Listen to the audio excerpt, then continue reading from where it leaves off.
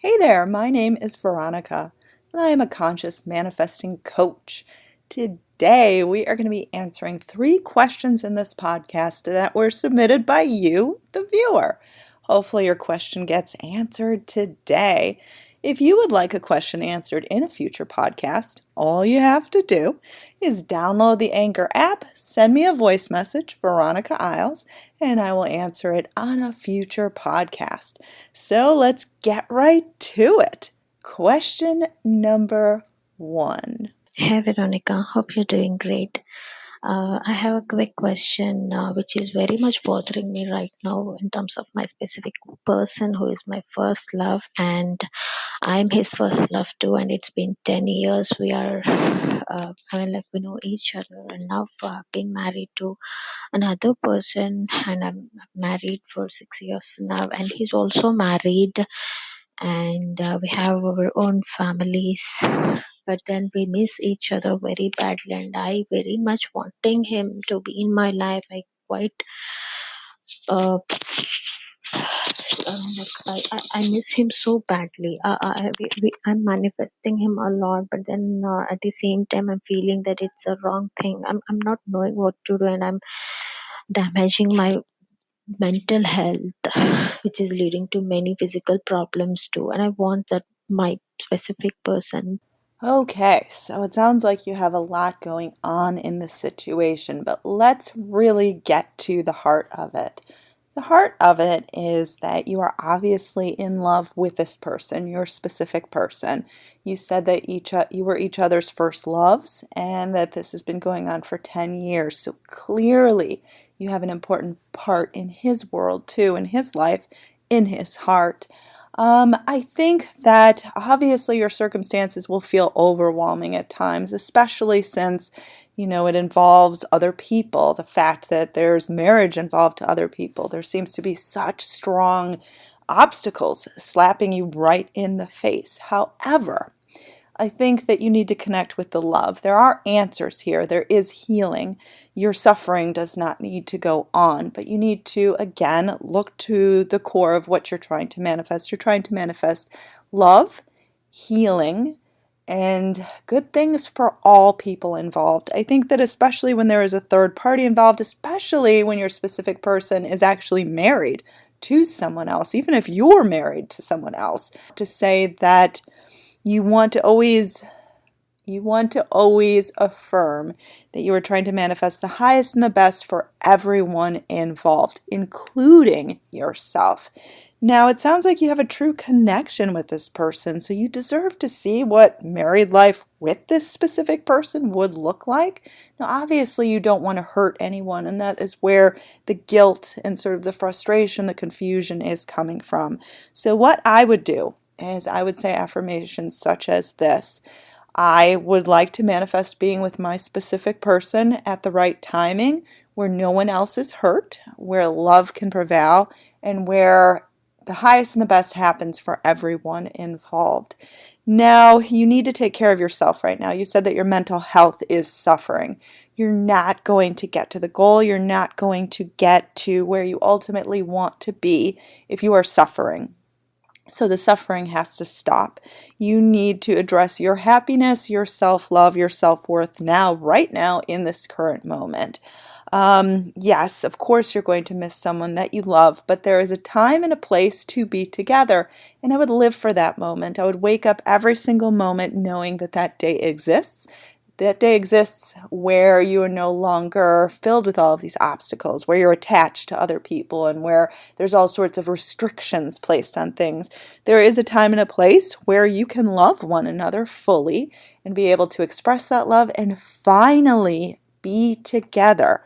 So I would say a mantra of love prevails, love conquers all. But you're not going to want to focus on this person if it is currently hurting you. Only think about them in love and in hope and in recognition that miracles can happen. In the meantime, take care of yourself, take care of your mental health, take care of your happiness right here in this current moment. And I would try to stop feeling badly. like you can't manifest something when you're feeling badly about yourself. So really take that into consideration. And I hope this could help you and also anyone else who is in a situation like this. I know that there's lots of you who are in situations such as this, and the obstacles may appear to be overwhelming, but they're not. Again, though, you do have to take care of yourself first. Okay, let's move on to question number 2. Hi, VeronicaIsles. This is Linda. I'm one of your past winners of your 30-day challenge book.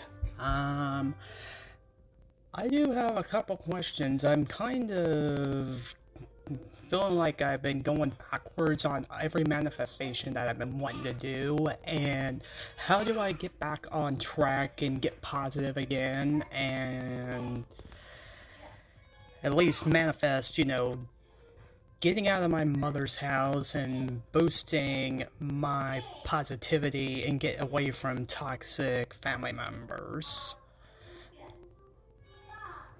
Please, if you can answer this question, I am in dire need of a really good paying job or a big amount of money coming my way so that way I can move to Idaho where I want to live.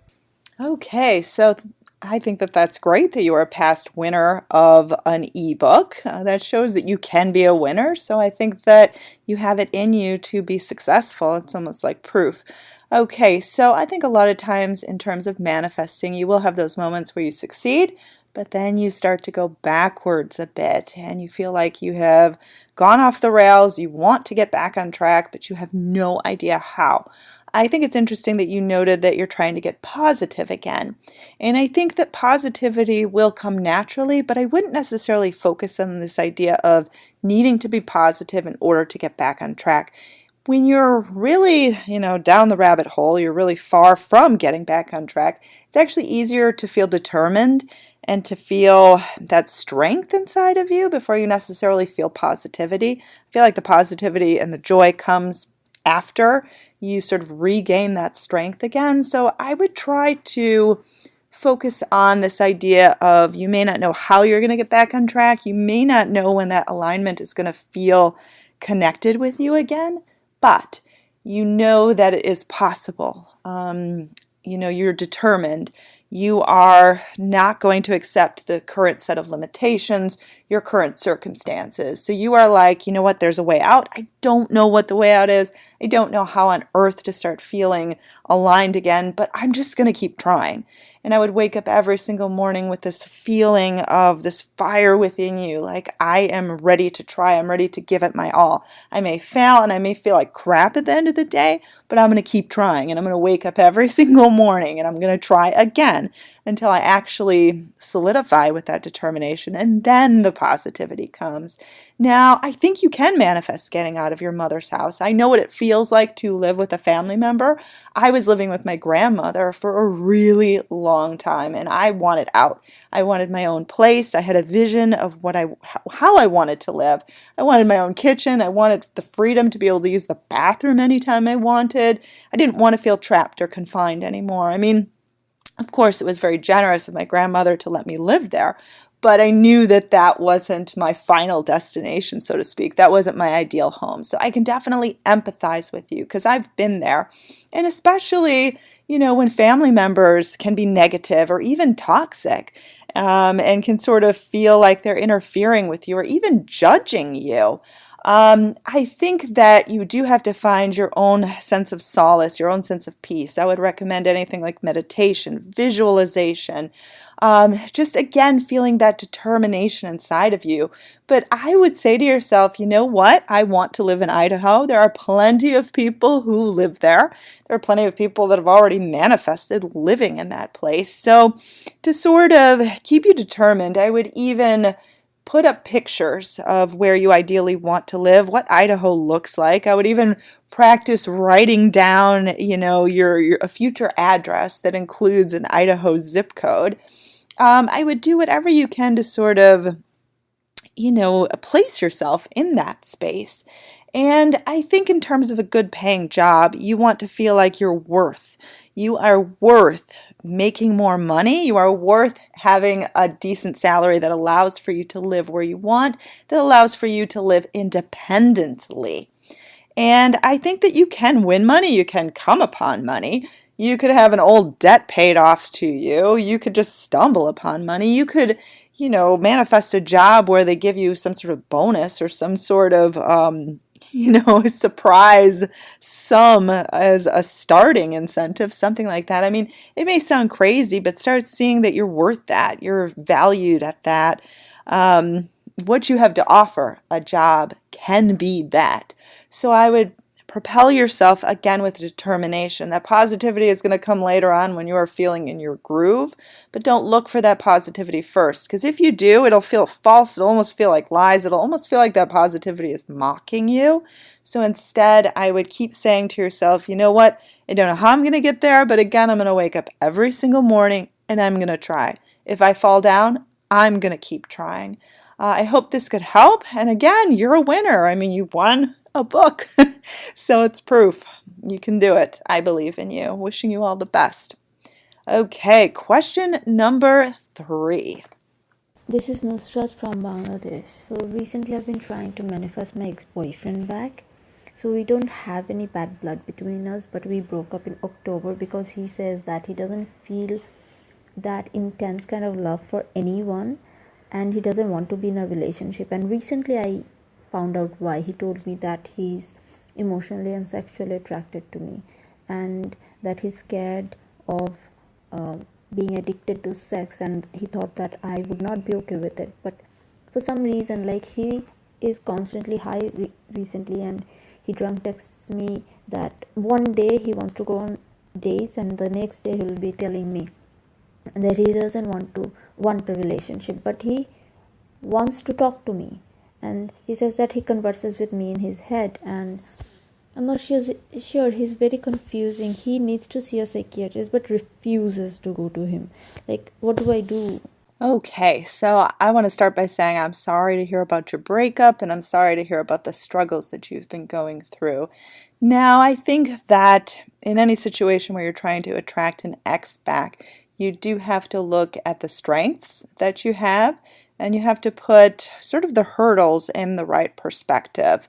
Now, I think that it is possible for him to feel intense love for you, to want to have commitment towards you, to treat you with respect, to treat you with love, to be able to have a normal and healthy relationship. I think that anyone is capable of that. I think we're all capable of everything good and everything bad. So try not to think that those, the tendencies to do that aren't within him, because they are. You just haven't seen it displayed yet. And he may not feel like he's capable of doing that, but he is. A part of him actually knows that he is. And I know you mentioned that he needs sort of help in a lot of issues. And I think that obviously when someone refuses to get help, like, all you can do is present that information. You can't force them before they're ready. Just like you can't force him to be in a committed relationship before he's ready. He is reaching out to you, which is good, but I think you need to put things in the right place, the right perspective.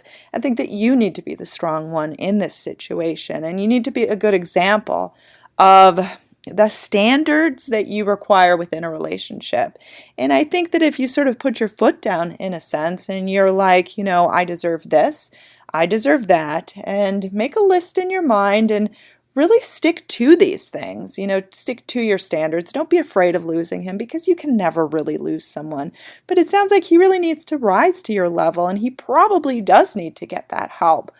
And I think that when he realizes that you aren't going to budge, and I mean physically and also energetically, so in your mind, don't even bend. But I think that, that'll help him seek out what he needs to evolve and to become the person that he should be in order to be in this committed relationship with you. I would definitely construct in your mind the kind of relationship you want. If you feel too much resistance with thinking about him, I would just make a list and say, I deserve marriage. I deserve kindness. I deserve someone to be able to give their whole heart to me. I deserve someone to be considerate. Whatever you desire in a loving relationship, I want you to really make a list of this, and then I want you to welcome these things in. Give thanks for them. Give gratitude for them. In fact, you probably should kind of push him to the side a little bit because it sounds like there's so many issues that need to be taken care of first. And I think they'll be taken care of fastest if you just devote all of your attention on you. It's good that there's no bad blood between you, but it sounds like he needs to grow up in some ways. You need to allow him the space, especially energetically, to do that.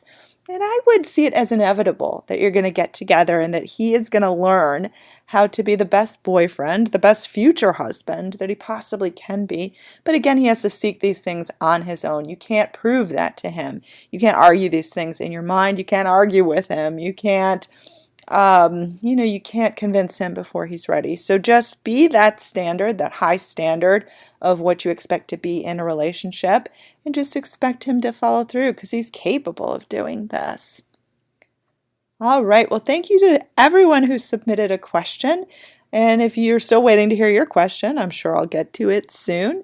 If you would like your question answered and you haven't yet submitted a voice note, do it ASAP. You can do it through the Anchor app. You can also follow me on YouTube, Veronica Isles. Follow me on Instagram, Veronica Isles. And if you want to do some one-on-one coaching with me, VeronicaIsles.com is the place to go, as well as contacting me, VeronicaIsles@gmail.com is how you do it. Thank you so much for listening and have a lovely day.